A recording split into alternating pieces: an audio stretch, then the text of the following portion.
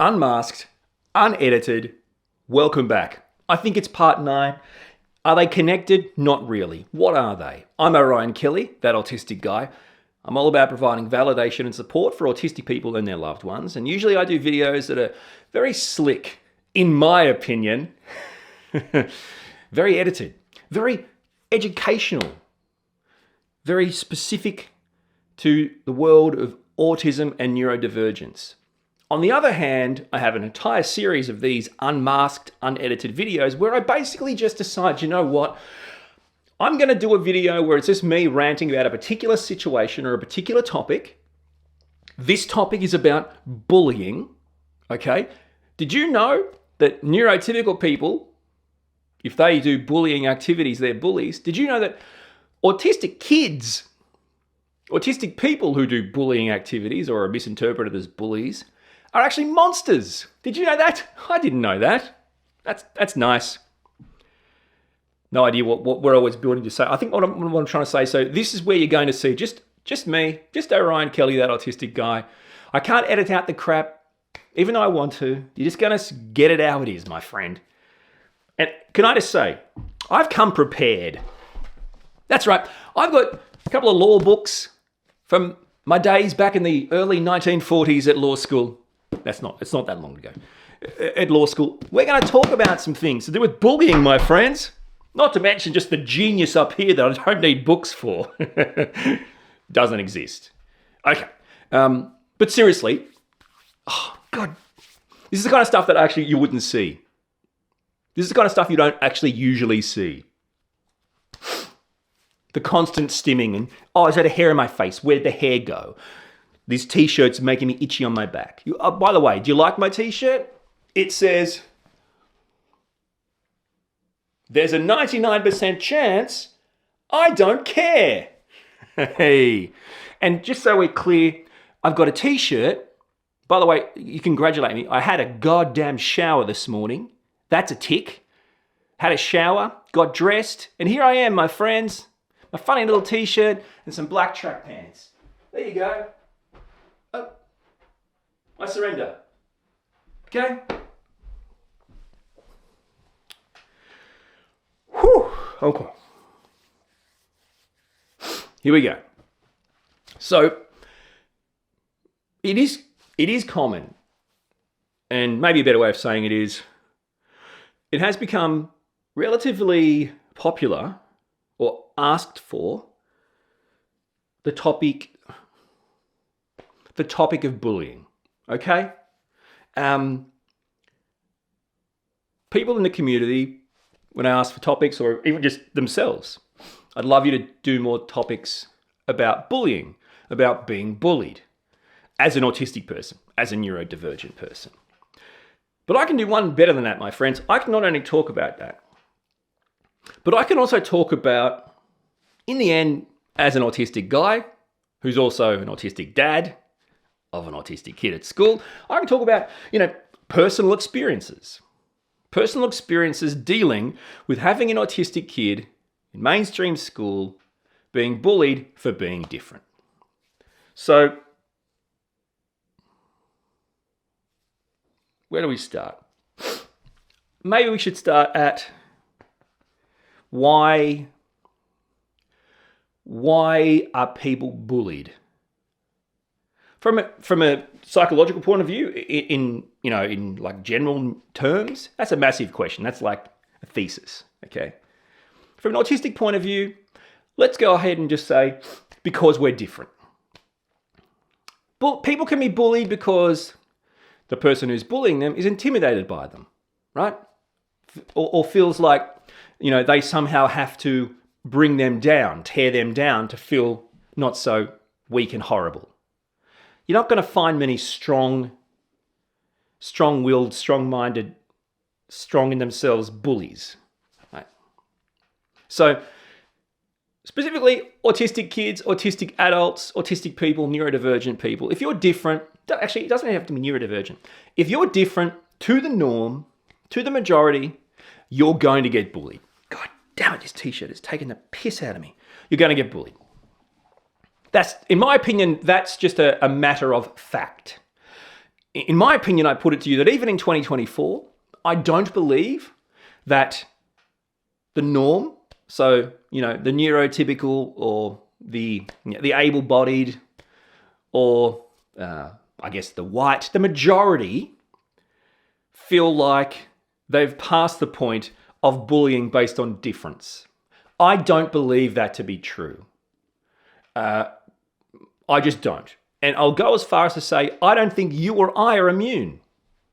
I think as human beings, it's intrinsic in our makeup to feel good about comfort and sameness and feel bad about difference, about uncomfortable things.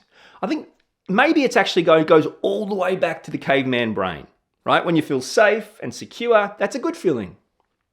When you're being attacked by wild creatures, or you're trying to work out what you can eat, what you can't eat, where you can live, where you can't live, when you can sleep, when you can't sleep, you're uncomfortable. That's bad. You push back. So I guess what I'm saying is, maybe it's something we will never overcome. You just got to look at the world landscape right now. How do you think these things happen? Is it because they embrace differences? I don't think so. All right, cool. So autistic kids at school and autistic adults, because autistic, by the way, this might be breaking news. Did you know that autistic kids grow to be autistic adults? They get bullied because they're different. An autistic person, a neurodivergent person, a person of difference in any way, cannot enter a general scenario in their life and not stand out for their differences, and therefore automatically provide an air in the room of discomfort. Right? I'm not at ease. There's something weird about this, a little bit different. This is how we interact, Orion, but you're interacting a little bit too different for me. Right? That's an automatic green light to ostracize and to bully. Our kid Conan, right? Our kid Conan, who's an autistic kid.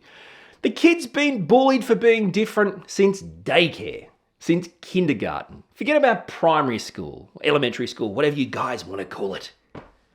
I mean, it happens. Now you have to ask the question, okay, two sides to every story, absolutely. So what's the scenario here? Is Conan being labelled, for the most part, as the bully or as the person being bullied? And the answer is the person being bullied. Okay, so the two sides to every story thing is one of those funny situations because parents always want to think that the other kid is the bad kid. Fair enough, that's cool. There's no such thing as a good or a bad kid, by the way. There's a kid who can do good and bad things. So the next question would be, okay, so if Conan is usually the bullied, not the bully, does he then respond in a way that would, through the lens of the other kid or the other parent, make him also a bully or an attacker or whatever? And the answer to that is bloody yes. Of course. Right? You've heard the phrase poke the bear. You've even heard the phrase like the old Muhammad Ali story. You can do anything you want around a sleeping elephant. This is the whole Rumble in the Jungle story. Yeah? Whatever you want to do. Good luck. Try your luck. Whatever you want to do around a sleeping elephant, no worries. Good for you. But when it wakes up, that's a different story. Why wake a sleeping elephant? Why push your luck? Why poke the bear? Okay. Orion, are you calling your own son a sleeping elephant or a bear? Yes, I am in this context. Because how else am I supposed to talk to people? People don't care about real examples. Well, actually, your idiot kid bullied my son because he's different to the point where my son had an autistic meltdown and beat the shit out of your kid. Right? So, we can talk about why he was triggered as an autistic person, but you won't listen because it's all too real and sciencey and factual. Right? So this is the only shit that works. Don't poke the bear, mate. And this is the problem. So here we go. So you're an adult, right? You get bullied. You think, and I bet the people that bully you are people you actually probably think are either your friends, your acquaintances, your workmates, your family, your friends, whatever. I bet you don't think they're strangers. I bet as a neurodivergent person, I bet for the most part, you don't get bullied by people who don't know you or by strangers. I bet you actually get bullied by people you think are your friends or your loved ones. You think like you. Now, I bet that because how is it different from school? If I asked my son, right, how did this happen, buddy? How did we get here, right? The story he tells me will be, well, my friend blah did blah, and this and this, and this happened and this happened. But it's always my friend. My son actually thinks that the people that bully him at school are his friends. Why? Because they are his friends in his reality. Now, the question is, why would your friends bully you? And does that change? I swear to God, there's half a person's wig in my eye line. It probably doesn't change. God. You see what I'm saying? It's probably right that throughout your entire life as an autistic person, neurodivergent person, the people closest to you are probably going to be the ones bullying you. Now, you go, hang on, what do you mean by bullying, Orion? See, bullying actually has a pretty broad description. People just think, when they think bullying, they think schoolyard bully. What's a schoolyard bully do? Basically, physically accosts you, punches you, hits you, throws you in things, closes doors, steals your money, beats you up, like just physical stuff. That's not just bullying, guys. Like, if a child knows that another child is different, right, is autistic, because we've got full disclosure at the school, so there's no mistakes here, right? Knows that, and knows that if I can poke the bear to a certain point, I'll get a show, and that show will be interesting for other kids. I'm going to do it. I'm going to poke them. How do you poke an autistic bear? Okay, seriously, if you want to poke an autistic bear, you don't have to do anything physical. You could use their name. You could threaten to share something with someone else. Like these mind games that people don't realize. I'm going to do this. I'm not going to play this game. You can't do this game. You can't be a part of this. It's actually more, social bullying. That's the hard stuff. So that's actually an experience, because I know it is. I live it every bloody day. In fact, one of the reasons why I wanted to do this topic, apart from people suggesting it, is because after the last few weeks, right, of experiences with bullying at school for my son, right now as we speak, and it could change by the time, you see this, but right now as we speak, I've lost the will, I've lost the drive, I've lost the energy, I've lost the spirit, I've lost the ability to fight these fights. I've lost the ability to fight these fights. I've lost the strength to continually advocate for my son based on the exact same scenarios. And why is that? It's not like he hasn't been getting bullied by kids since he started school 5 years ago. And it's not like in doing that, they have got disproportionate responses from a child who was then either made a scene, hurt himself, inadvertently hurt others by his meltdown actions, or has literally attacked back, right? Which is a whole other discussion, by the way, on self-defense. But anyway, we'll move on. So this is not a new conversation. I've been having these... Okay, so my son's autistic. Okay? That means he has a medically diagnosed neurodevelopmental disability, which means he is going to react very differently in these situations. Now, if these bullying situations pass the point of regulation, his brain will disconnect. He will not be in control of his body. Whatever you want to call it. Like a panic attack, like a seizure, whatever helps you. This is what I say. Whatever helps you understand it and accept it, right? That's going to happen. Now, when he in effect wakes up or can somehow come out of the meltdown, he doesn't realize what's really happened. He knows he's reacted in a way where he's upset people, but he doesn't think he's done anything wrong. But he knows that the people around him think he's done something wrong. And then he feels completely horrible. The self-loathing and the self-hatred doesn't start at adulthood. Autistic kids go through it from the start, right? And I know this is a fact. And then you bring these conversations up, it happens again. Like, we're 5 years into this kid being in primary school. I'm still, like, as recently as this week, guys. This week. Another scenario. Right? And it's always, but the scenario is always based on an incident where Conan did blah, blah, and blah. Okay, now, you know, the specific details of these incidents, just isn't appropriate to share because, you know, Conan's a person, a living, breathing person. What I will say is that there's the focus on there was an incident and Conan did blah, did all these things, and these things aren't acceptable, right? Did all bad things, not acceptable. There's no real connection to before that. Now, this is the problem. I know we're getting off the track of bullying slightly. This is the problem with schools. Schools are thinking or investing, quite wrongly, in an idea that we need to be reactive. Well, hang on, but we've provided Conan with a sensory box or a dark corner to go to, you know, when he has a meltdown. Newsflash.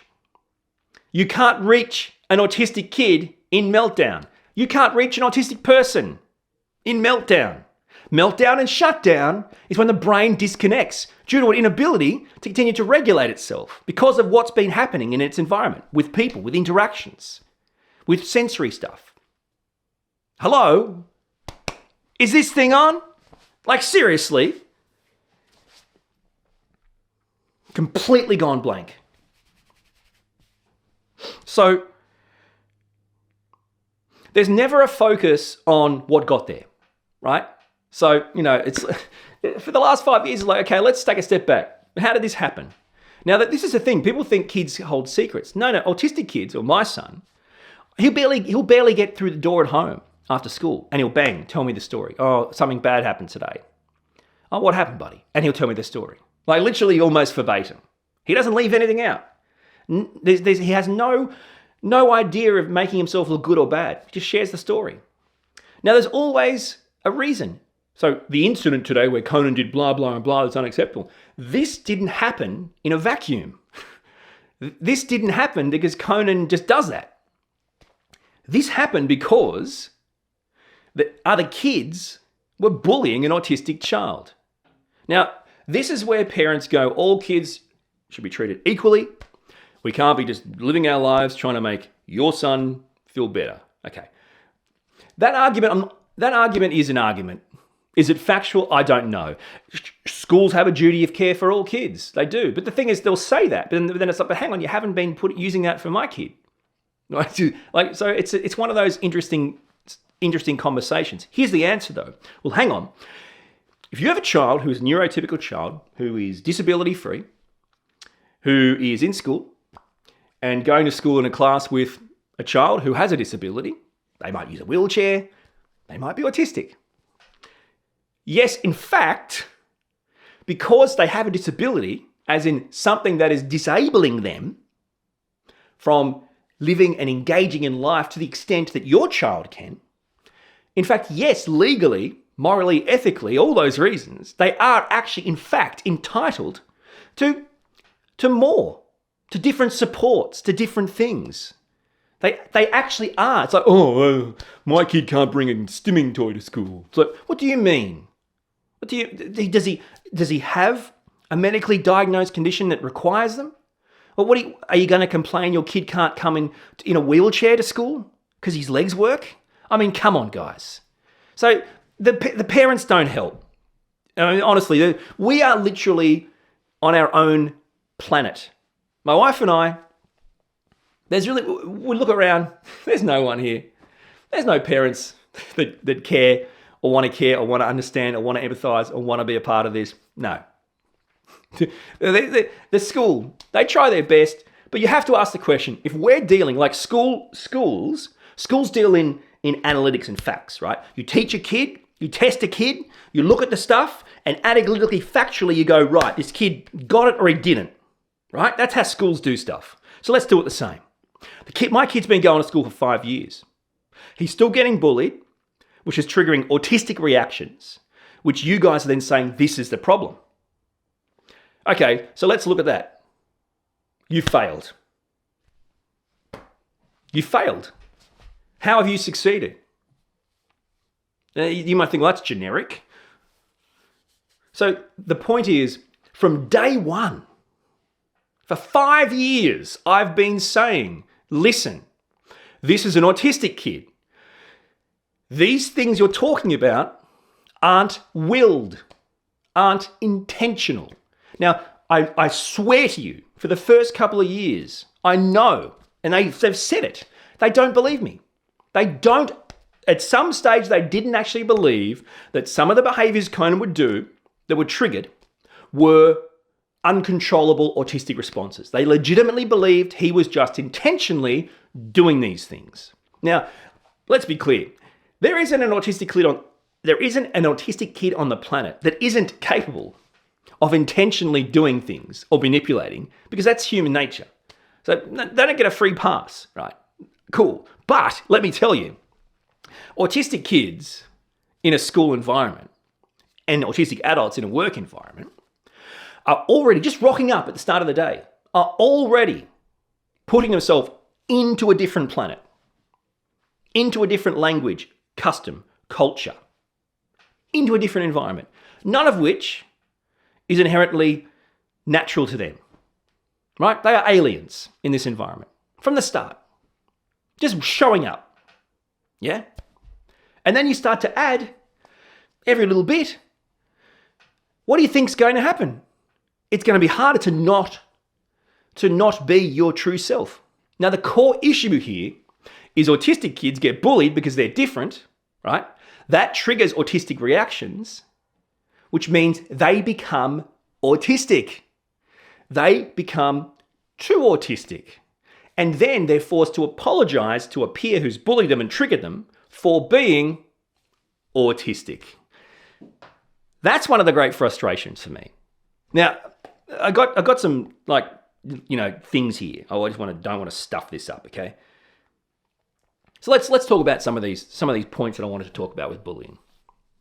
So if you have an autistic kid or a neurodivergent kid and they're getting bullied at school, what do you do? So from the very start, you address it in a respectful, friendly, proactive manner.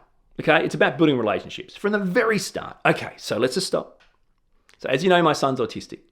Okay, it's like I'm teaching him for the first time. Now, he is going to get bullied. You might not realize, or most schools never want to mention that, by the way. He's getting bullied. That's triggering him. He's acting out, and then all you care about is that. Okay, so you have to bring those up. A lot of parents don't ever do it. They're scared. Okay, so that's because they're scared to disclose potentially, because it's all about them. Parents don't give a shit about their kids sometimes. They care about their own face.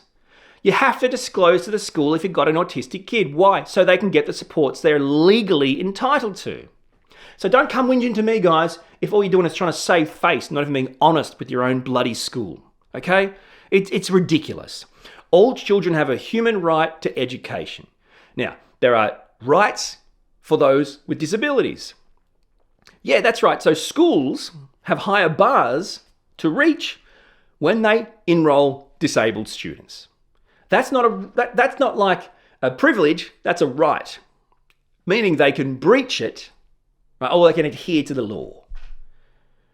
What steps do you think schools should take for dealing with bullying? So, at the moment, you well know, in my opinion, probably the most protected species in a school setting is the bully. God only knows why. The most protected species in school is the bully. It's some sort of goddamn conspiracy. Why is that? Well, they're going to be the CEO and the bosses of all these companies laid down the track. We have to protect them. It's like, give us a spell, mate. Okay, so here's the thing.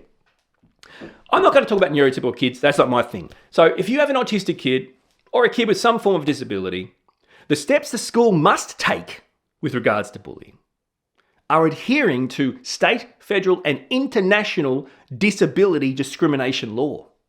You can't opt out of that, by the way. Private, public, whatever. You can't opt out of the law, of those discrimination laws.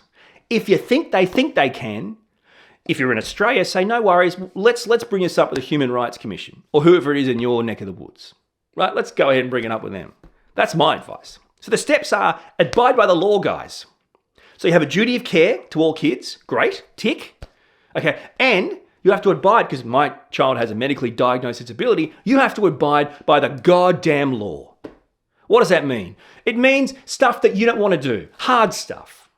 Right? You have to provide more supports. Now, if this kid used a wheelchair, right, there's no arguing about we need ramps to access the school. Right? It's not just a ramp. There's ramps to access the school. They have to make it accessible. That's legal. No questions asked. You've got an autistic kid.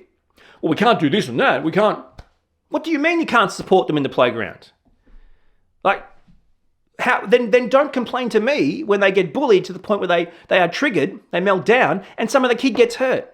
Don't apologise to me. Because what do you want me to do? I've been telling you for 5 years. That's an autistic reaction. And then it's like, okay, cool. So if a neurotypical kid's a bully, they're just a bully.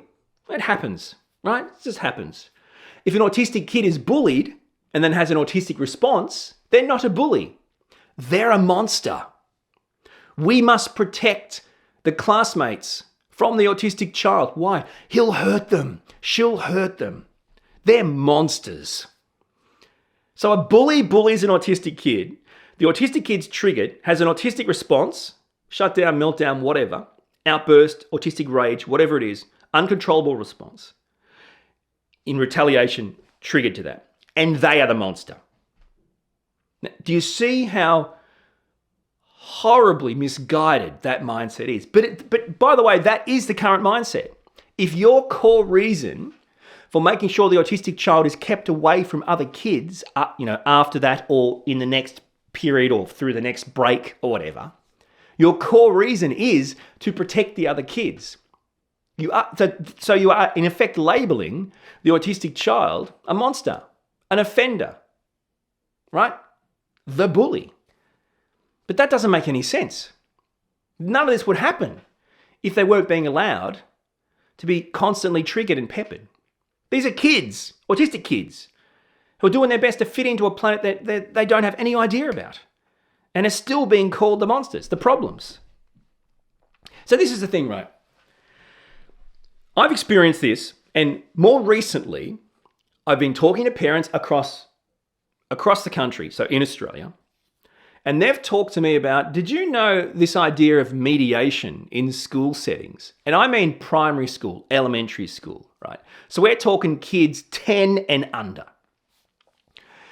And God help me. God help me. As you know, I'm a law school dropout. I studied law at uni, got very close to the end, and just so I didn't kill myself, I thought I better quit because they're going to kill me. So I've done a lot of law, okay? And I've also heard the phrase restorative justice. All right, let's back up for a second here. Okay, so what's happening is autistic kids are being put into mediation settings, restorative justice settings. Let's use the example of a 10-year-old autistic child, because that's very much my story. So you've got a 10-year-old autistic child. First thing you got to do is take 5 years off for emotional intelligence. Okay, so now you've got a 10-year-old autistic child who is in effect emotionally 5. A 5-year-old up against 10-year-old neurotypical kids. Now, they are being bullied because they're different. They can't control and understand these emotions, these feelings. They're being dysregulated to the point where their brain disconnects and they have a meltdown or a shutdown, autistic rage. They in effect, become too autistic, too much, right? That's a 5-year-old. having that reaction emotionally. Who can control themselves? What autistic person can control themselves from being autistic at 5, at 10, at 20, at 30? I mean, seriously. So now we're going, okay, what's going to happen is, autistic kid, you've done these bad things here, right? The kids have been hurt, or you've done some swear words, or you've kicked this or thrown this or whatever. So you're going to have to apologize. But we're not going to call it apologize. We're going to call it we're going to have a restorative justice session. What does that mean? When kids get to go to lunch today, as in go in the outside world with sun, fresh air and play, things that autistic kids need to get their energy out, you're not. You're staying in the classroom.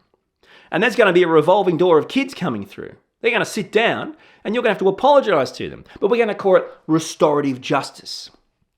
Now, restorative justice, let's put it under the benchmark of therapeutic jurisprudence. Okay, something I studied in uni, TJ.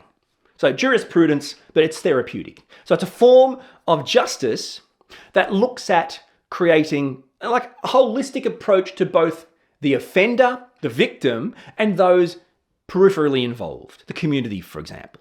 Okay, and somehow, how can we make this work for everyone? Yeah. Now, a couple of things I need to tell you about restorative justice. First up, a couple of things I want to tell you, but first let's quickly read. Okay, here we go. Restorative justice. All right. It's an approach to remedial legal processes. So it's for the law. It's not for 10-year-olds or 5-year-olds in a school setting, you morons. Okay. An approach to remedial legal processes that aims to repair the harm occasioned by the act that is the subject of the proceeding, the offence. Okay, so we're repairing harm, but only the harm caused to the bully who triggered the autistic kid, right? Because, think about it. There's an act that's the subject of the proceedings. What's the act? Oh, it's just the stuff that your autistic kid did when they had a meltdown. That's the act, is it? So it wasn't what triggered the autistic meltdown. That's not an act. The bullying wasn't the act. It's just what the autistic kid did. Is that the act? Oh, wow, okay. And now you've got an autistic kid apologising to someone who bullied him for being autistic. Do you see how ridiculous? Seriously. By the way, if you're an autistic person and you've had a meltdown based on some trigger, do you think that meltdown was something that you did wrong to the point where you have to apologise for being autistic? Now imagine if you're 10, but then emotionally 5. How in your mind would you think that's something to apologise for? And if the community or your school or your workplace are telling you to apologise for that, they're actually asking you to apologise for being autistic, to apologise for being different and disabled. Do you see where I'm going with that? So restorative justice, that's just a small little tidbit into the definition. Look at it like this. It's a very specific proceeding. Blah, blah, blah. Whatever, man. Make up your own bloody word. What I'm trying to say is, it's not for everyone. Okay, so you need a victim and an offender who, one, are able to be in the same room. So that's not always common. Number 2, you need an offender who is actually capable and in the right mindset, has the right abilities to deal with such a situation where they're confronted by victims and are forced to provide something to them that makes them feel better. And somehow that's supposed to make them feel better. Now, all I can say is, from my opinion, just my opinion, restorative justice, or even the idea of this kind of coming together, has no place in schools. These are children. These are not offenders, criminal offenders in the criminal justice system. These are children. Some kids, mentally, emotionally, 5. Do you see what I'm saying? Absolutely ridiculous. That's the first thing. Second thing is, let's say it is for kids, which it isn't. Okay, but autistic people, right, do they have, in your opinion, the emotional capacity the neurodevelopmental skills and abilities, the cognitive skills and abilities at 5, at 10, to understand and contribute meaningfully in restorative justice? No, of course they bloody don't. Your 10-year-old neurotypical kid doesn't either. And that's the thing. In this has actually happened to my kid. And one of the kids refused to accept an apology. A bully refused to accept my kid's apology. Now, what do you think that did to him? He's an autistic kid apologizing for being autistic, and then some kid saying, I don't accept your apology. What in the hell? What do you think it does mentally to someone? And you think this is a good setting. And people have talked to me about mediation. Okay, let's go. Here we go. So parents have said, our school don't call it restorative justice. They call it mediation. Now let's just talk briefly about mediation, by the way. We're talking about primary school kids here, young kids, 10 and under, in mediation. I mean, honestly and truly. All right, here we go. Because this is, I don't know, it's agitating the crap out of me.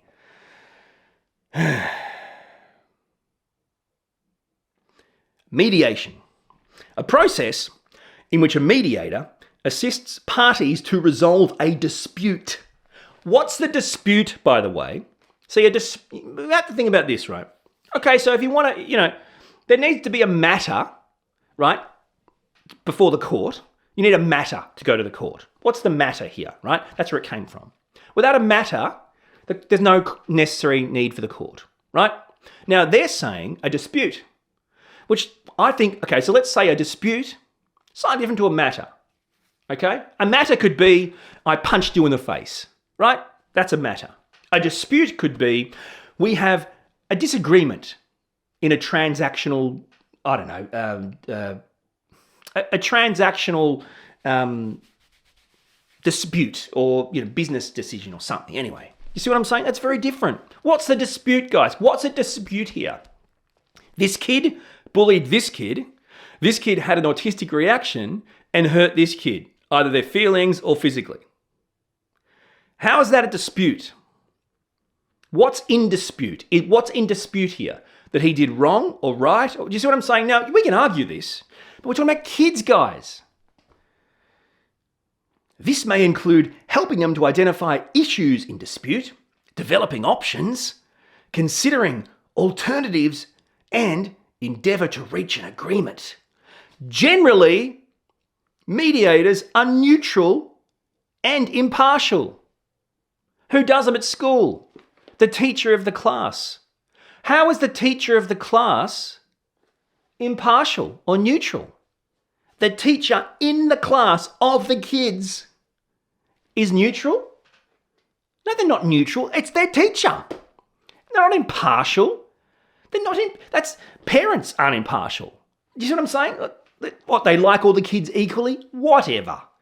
So that's what I've got to say about that, my friends. That was loud.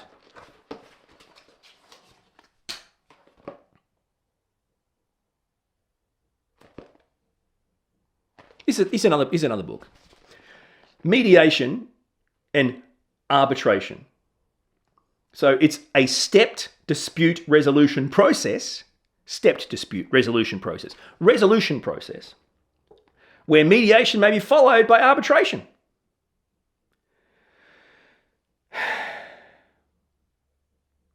A mediator who is independent of the disputants, not the case if it's a teacher, facilitates settlement. Settlement! Oh, they're settling, are they? Wow, okay, what's the settlement? What's the settlement? Oh, okay, you won't bully my kid won't punch you in the face? Are we settling on that? No deal. You bully my kid, it's going to happen, champ. By encouraging the disputing parties to generate solutions that focus on their mutual interests and needs. What? Okay, let's talk about mutual interests and needs for kids at school. To be safe and to bloody learn. To be safe, happy, and learn. Now, if your kid is safe, happy, learning, and able to bully kids because the school won't do anything about it, and my kid never feels safe because they're bullied, never feels happy because they're bullied, is unable to learn because there's no supports and they're bullied, I'm pretty sure we found an issue here. Now, I'm just trying to highlight the complex nature on the purpose of mediation, of restorative justice. And by the way, it's not restorative justice. It's restorative justice, just so we're clear. Anyway, what can you restore, by the way? Forget about it. Forget about it. It doesn't matter. It's semantics. All right, cool. No worries. So, what in the world are schools thinking? It is unacceptable, schools, listen up, to provide mediation proceedings, restorative justice proceedings to children. If you're doing legal electives in a high school setting and you conduct mediation workshops, in effect, you give two people like a story. It's not, hey, let's get some real life stories in here, guys. Let's get the class together and, hey, what, you got a real beef with you got a beef with him? Oh, no worries, bring it together. No, that's not how it works. That's not even how it works in university law, you morons. Like, seriously? So schools, no mediation in schools, no restorative justice. There's no restoration of justice here. There is no criminal acts here. There are no offenders here. These kids are below the age of criminal responsibility for starters. What in the world? Oh yes, I invented a new thing called restorative justice. Yeah, it's for the criminal justice system. Oh, cool. So it can incorporate kids under the age of criminal responsibility? Well, of course not, you moron. Did you not hear what I just said? Criminal justice. You see what I'm saying? I mean, seriously, guys. You got to give me a spell. I'm losing my voice from this shit. You got to give me a spell. I can't do it anymore. I'm broken. I'm broken. I'm able to advocate for my own kid. Because the system don't give a shit. Every time he becomes autistic, triggered by people, right, or the environment, or lack of supports, which can't be his fault, by the way. Every time this happens, and he's too autistic, that's the only thing to talk about. And he's the one that's, lost an ability to get fresh air, sunshine, run around, get some energy out, feel normal. So he can conduct a series of mediation, restorative justice sessions to apologize to people for being autistic. What is the point here?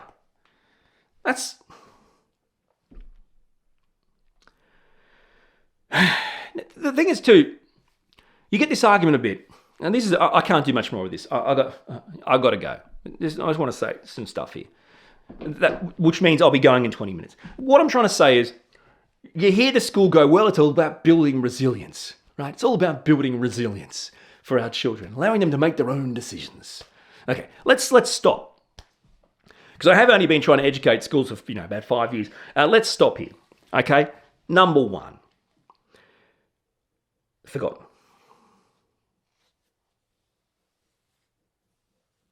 Okay, good. Number one, autistic kids can't make their own... How good is that? All the editing would have been so much better.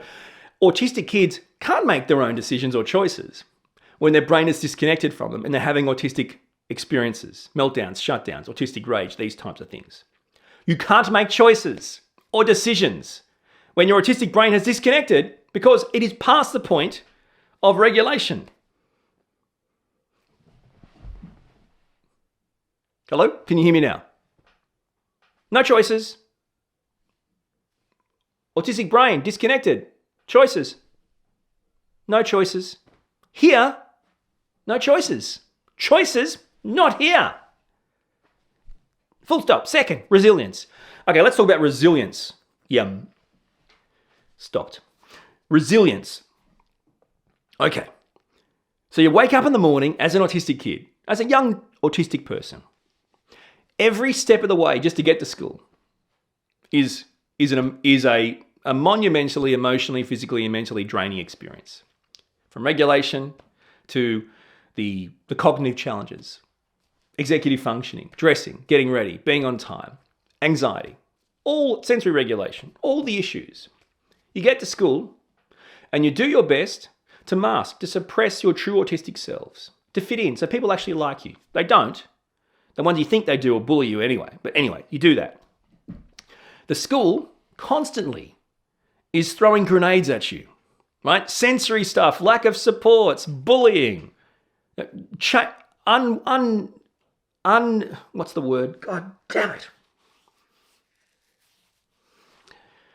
Change that wasn't known. I can't talk. I'm sorry. Change. Stuff. Unplanned stuff. All these grenades. You're still here. This kid's still going. Right? Hiding their autistic self. Forget about learning. They can't learn. Just to deflect all these grenades and try to be neurotypical. That's all they've got. Their brain capacity's gone. They can't learn at school. You guys don't want them to learn. You couldn't care less about them learning. You just want to stop them from being autistic because it scares the other kids and parents. They're doing all that. They're getting through all the bullying. Then they finally have a moment where they can't control it. They become autistic. From getting up in the morning to getting home at afternoon, if you can come up with an example of someone who's more resilient than that, to arrive home alive, then I'd like to hear it. Ain't no autistic kid on the bloody planet, mate, that needs any lessons in resilience. If you want to see resilience, talk to an autistic kid. They are children, literally walking through the world, constantly trying to bring them down. They are constantly trying to suppress and be normal to fit in. And they are actually getting through the day and arriving home alive without any major issues. And that is someone who needs to be more resilient? Ain't no more resilient than autistic kids. You don't have the slightest idea what they're going through every day. Just to be not autistic. For you. Not for them. For you. And at what cost? Well, they can't learn. And at what cost? Well, they can't really have good friendships or meaningful relationships. And at what cost? Well, they have no self-esteem. And at what cost? Well, they have no self-worth. And at what cost? They're riddled with anxiety. And at what cost? They probably have severe clinical depression by the time they're a teenager.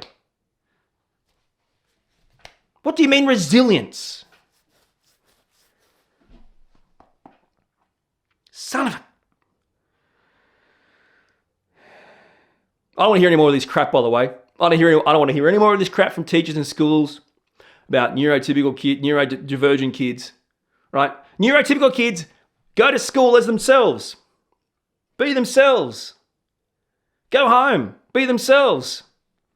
Autistic kids don't get to do that almost ever. They need resilience. Seriously. By the way, it's people without resilience that bully. Right? If you find a kid who's different and still somehow strong, that's someone to bully. I'm sick of the... No more, guys. No more of this crap. No more focusing on what the autistic kid did. Right? And no more of this, making them apologize in mediation sessions and legal proceedings. Enough. That is bloody unacceptable. All right. Last thing. Advice. If you are being bullied and how to stop it, from my 4-year-old son, Hugo. This isn't his. He learned this at kindy, daycare, whatever you want to call it. And he sings it all the time. So I'm going to say it to you. This is advice from our 4-year-old Hugo. Not his material, but what he's learnt. Someone's bullying you. School, workplace, wherever. Please stop. I don't like that. I'm feeling uncomfortable. I need more space. Not around me. Don't take it personally. That's just a boundary. That's just a boundary. Please stop. I don't like that. I'm feeling uncomfortable. I need more space. Not around me. Don't take it personally. It's just a boundary. That's a boundary. That's a boundary. Can't beat that.